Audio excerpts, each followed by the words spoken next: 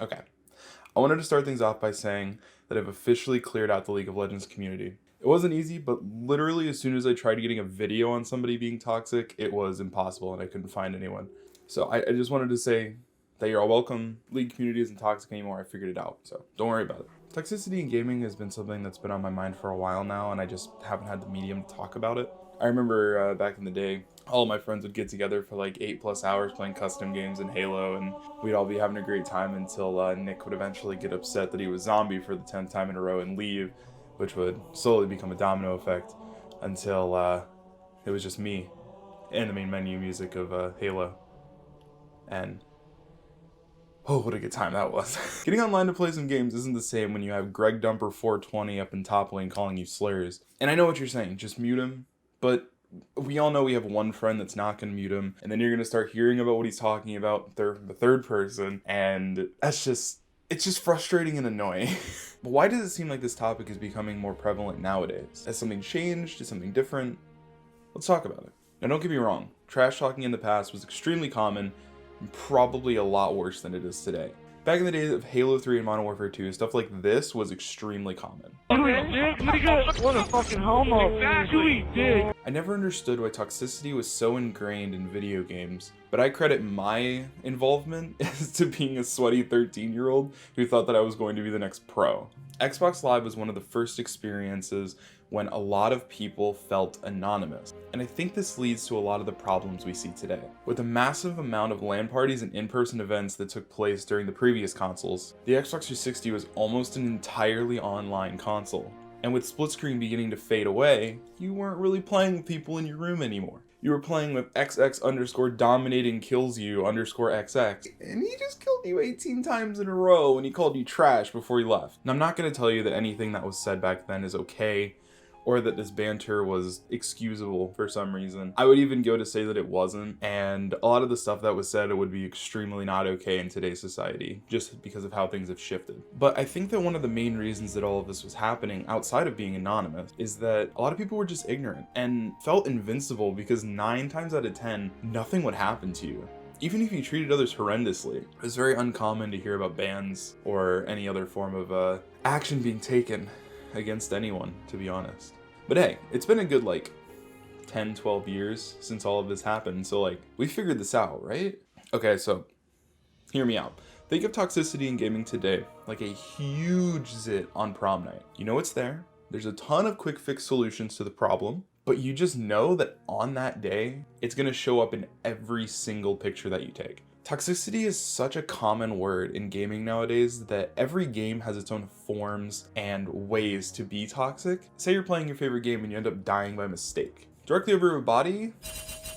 But now every time you do anything little that the team deems unacceptable or bad or whatever, you get the same reaction. Kind of frustrating, right? Riot, the company behind League of Legends, never intended for the enemy's missing ping to be used in this way. However, a majority of the player base does it anyway. Among much more direct ways of being toxic, this is still considered toxic.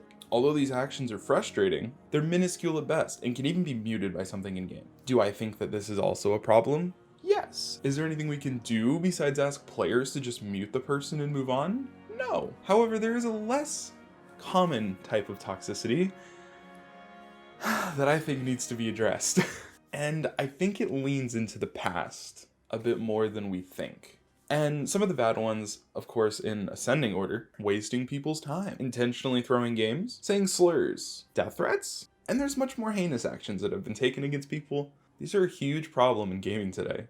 The worst part about this is that it's extremely normalized. Most people don't even see the problems with these actions. You're probably thinking we should do something about this, and you're right. However, most companies will dedicate more time into preventing cheating, which is also still an issue, but it's a less important one, I think, for the longevity of gaming.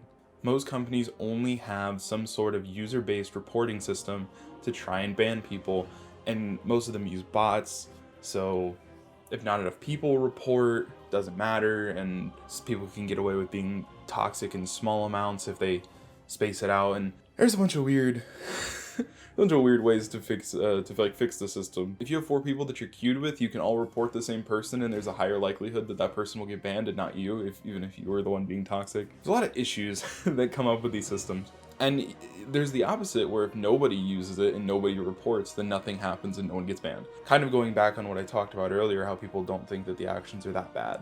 The game I mentioned earlier, League of Legends, had a system in the past called the Tribunal. This system would have players looking over chat logs and other such things in order to see if somebody was being toxic or if it was a false report. Riot came to a conclusion that the system did not work and that players were too biased, and there was a backlog of, I believe, about 5 or 6 months from when your situation would end up in the Tribunal and actually have action taken. So it seems pointless, right? Toxicity just destined to be a part of gaming forever, and we are gonna have to be called slurs by Demon Hunter XX42, and that's just kind of it, huh? Well, maybe we can do something. I'm not gonna sit here and say that I'm the one that has all the answers.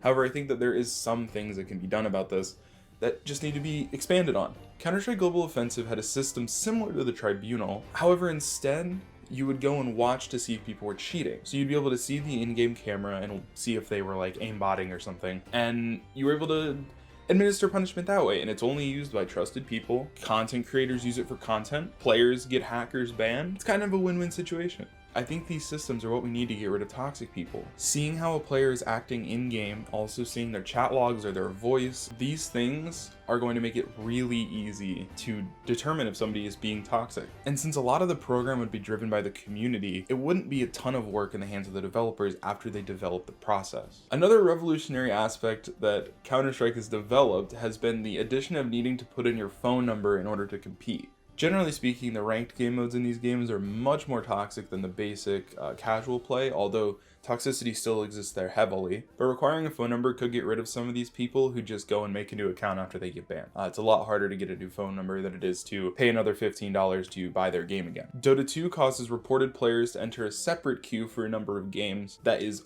all toxic players or all people who are throwing. That way they have to deal with themselves for a while. There's a bunch of great ways that companies are dealing with toxic players now, and I think that a collection of all of them need to be implemented into these games in order to stop this. And like I said, I don't have the answers. I just wanted to bring some of this to light and try and figure out what can be done. And I've done a little bit of research and looked into a lot of reporting systems over the past few weeks, and I think we can do better, and I hope we do. Alongside these ideas for how to help, I wanted to shout out something I've been working on. It's a little bit of a passion project for me. I've created a Discord community that has the sole purpose of finding people who just want to have fun in games again, and who aren't toxic, aren't flaming their teammates, just want to play these games that we all love for fun, like we did when we were kids. And I think that having these places for anyone who's non-toxic could be beneficial, so I wanted to shout that out.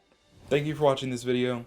I know I didn't drop anything revolutionary per se, but I hope this video can reach some important people and kind of showcase some of the good systems for dealing with toxic players and try and develop new ways in the future that we can help deal with them.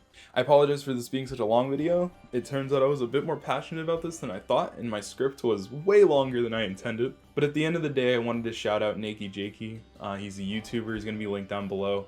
He's absolutely my inspiration for this video, and he makes really good content, and he hits me with the funnies and the nostalgia all the time, and I love him, so please check out his channel as well. And hey, if you heard about that Discord I was talking about earlier and you were interested in it, that link's going to be down in the description below. Thank you guys for supporting the channel. I know this is my first video and probably won't get very far, but thank you for supporting the channel. Feel free to subscribe, like, share with your friends, all that good stuff. So thank you guys, and I'll see you later.